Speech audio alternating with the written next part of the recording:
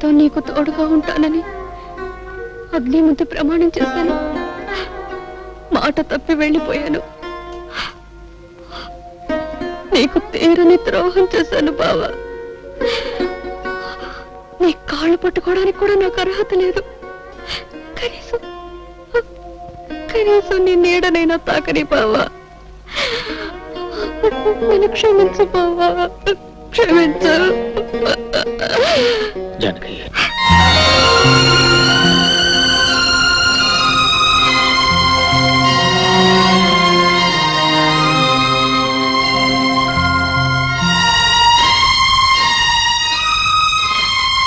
బావా, నన్ను పేరు పెట్టి పిలిచావా?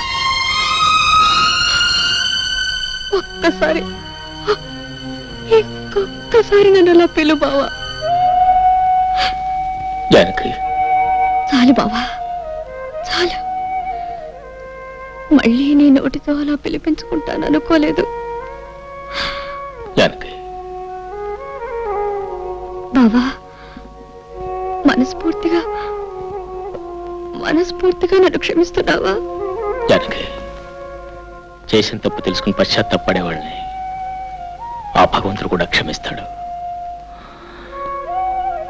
అత్త ఎంత చెప్పింది? అయితే నువ్వు నన్ను నమ్ముతున్నావా బావా? నిజంగా నేను చెడిపోలేదు బావా. నాకు తెలుసు జానకి, జానకి పవిత్రమైందని నాకు తెలుసు. బంగారు లేడిని కోరుకుని బ్రతుకంతా కష్టాలు పాలు చేసుకుంది ఆ జానకి. అందరి వాటి కోసం ఆశపడి బంగారం లాంటి బ్రతుకుని నాశనం చేసుకుంది ఈ జానకి. నాకే శిక్ష చాలదు బావా. దేవుడి లాంటి నీకు చేసిన ద్రోహానికి నాకే శిక్ష చాలదు. ఇంకా అనుభవించాలి, 7 జన్మలకి అనుభవించాలి బావా. ఆడది చిన్న తప్పు చేసిన జీవితం నాశనం అయిపోతుందని చెప్పడానికి నీ బ్రతికే ఒక ఉదాహరణ.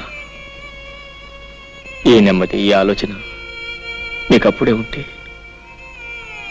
నీ జీవితం ఇలా ఉండేది కాదు. ఇలా ఒంటరిగా దిక్కులేని దానిలో పడి నిన్ను చూస్తూ ఉంటే. పోన్లే బావా, నాకిలా జరగవలసిందే. చేసుకున్న వాళ్ళకి చేసుకున్నంత అని నాకే శాస్తి జరగవలసిందే. నాకు దొరికిన సౌభాగ్యాన్ని, సంతోషాన్ని నేనే దూరంగా విసిరేసుకున్నాను. నా కాపురాన్ని నా చేతులతో నేనే నాశనం చేసుకున్నాను. కళ్ళు మూసుకుపోయి కట్టుకున్న నిన్ను కన్న బిడ్డని కాదని వెళ్ళిపోయాను. ఇదంతా నా కర్మ బావా, ఇదంతా నా కర్మ. బావా, నేను నిన్నో మాట అడుగుతాను, కాదనవు కదా?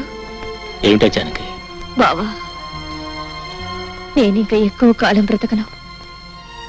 నీ రాక కోసం, నీ కడసారి చూపు కోసమే పోయే ప్రాణం బిగబెట్టుకొని ఇంతకాలం బ్రతికాను.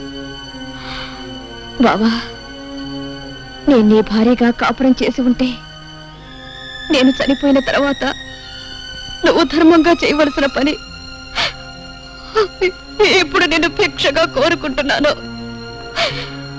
నేను పోయిన తర్వాత నా శవాన్ని అనాథప్రేతంగా వదిలేయకుండా నువ్వే తలకొరివి పెడతావు కదా? అలా మాట్లాడుకో, నీకేం జరగదు. చెప్పు బావా, ఇది నా ఆఖరి కోరిక. చేస్తానని చెప్పవు, ఈ ఒక్క వరం ఇవ్వవు. అలాగే జానకి, ఎన్ని అడ్డంకులు వచ్చిన నీ ఆఖరి కోరిక తప్పకుండా నెరవేరుస్తాను. చాలు బావా, చాలు. ఇక నేను సుఖంగా చచ్చిపోతాను. అలా అనకు జానకి, నీకేం కాదు, నీకేం కాదు. వెళ్ళొస్తాను.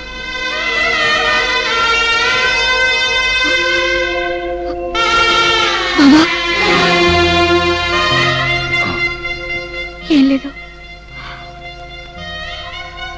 ఆఖరిసారిగా నేను మళ్ళీ చూడాలనిపించింది అంతే. ఉంటాను బావా.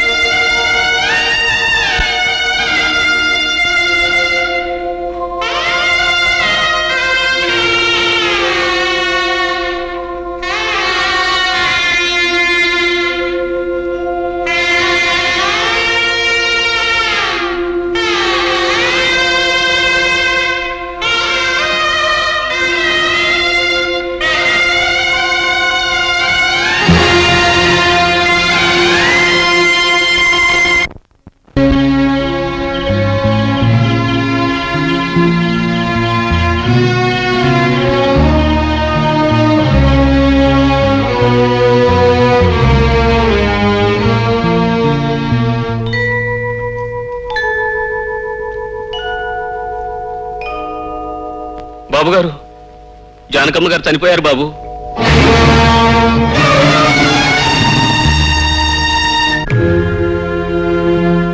ఐదు సంవత్సరాల క్రితం పంచాయతీ చేసిన నిర్ణయం ప్రకారం ఊరు చివరి కొబ్బరి తోటలో జానకి శవాన్ని అనాథ ప్రేతంగా గుర్తించి గ్రామాచారం ప్రకారం అంత్యక్రియలు జరిపించడానికి పంచాయతీ నిర్ణయించింది. అందుకయ్యే ఖర్చుల నిమిత్తం పంచాయతీ 36 రూపాయలనిస్తుంది. నువ్వేమంటావు రథే బావా?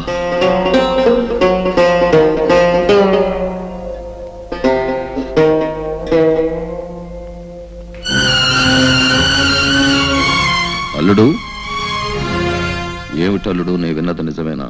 నువ్వు బయలుదేరి శవం దగ్గరికి. ఏమండి పంచాయతీ పెద్దగారు, మీరు చేసే తీర్మానాలు కట్టుబాట్లు ఊళ్ళో వాళ్ళకి గాని మీ కుటుంబానికి వర్తించవా? ఎందుకు వర్తించవు? తప్పు ఎవరు చేసినా శిక్ష అనుభవించాల్సింది. మరి చెప్పండి ఆయన గారికి, తలకొరువు పెడితే ఏం జరుగుతుందో వివరంగా చెప్పండి. అల్లుడు, నువ్వు ఆ శవానికి తలకొరివి పెడితే మళ్ళీ ఈ ఊళ్ళో అడుగు పెట్టడానికి వీల్లేదు. మరోసారి ఆలోచించు బాబు. పోయిన వాళ్ళ కోసం ఉన్న వాళ్ళని దూరం చేసుకోకు. నేను ఎవరిని దూరం చేసుకోవట్లేదు మాస్టర్. మావయ్య, జానకి చేసిన తప్పే ఉంటో నాకు తెలుసు. ఆమె ఎంత పవిత్రమైందో కూడా నాకు తెలుసు. ఆమె చేసిన పొరపాటుకు జీవితాంతం ఎంత శిక్ష అనిపించిందో కూడా నాకు తెలుసు. నిజానికి అదే చాలా ఎక్కువ. ఇవాళ ఆమె శవాన్ని కూడా శిక్షించాలనుకోవడం అర్థం లేని పని. ఒకనాడు ఆమె మెడలో పసుపు తాడు కట్టినందుకు ఆమె అడిగిన ఆఖరి కొడుకు తెచ్చడం మనిషిగా, భర్తగా నా కర్తవ్యం. ఈ విషయంలో ఎవరేం చెప్పినా నేను తెలుసుకోలేదు. నేనేమైనా పర్వాలేదు, నాకేమైపోయినా పర్వాలేదు. నా నిర్ణయం నాది, అది మారదు.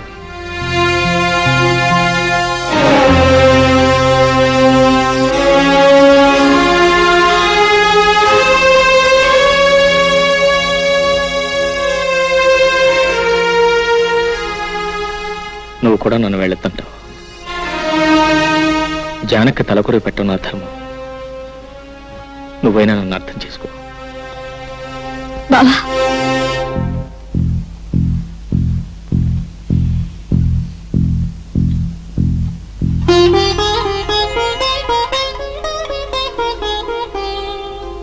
కుంకుమ ఒకటే తీసుకెళ్తున్నావు. ఇదిగో పసుపు. అక్కయ్య నింటి ముత్తైదుగానే పంపాలి. పద బావా.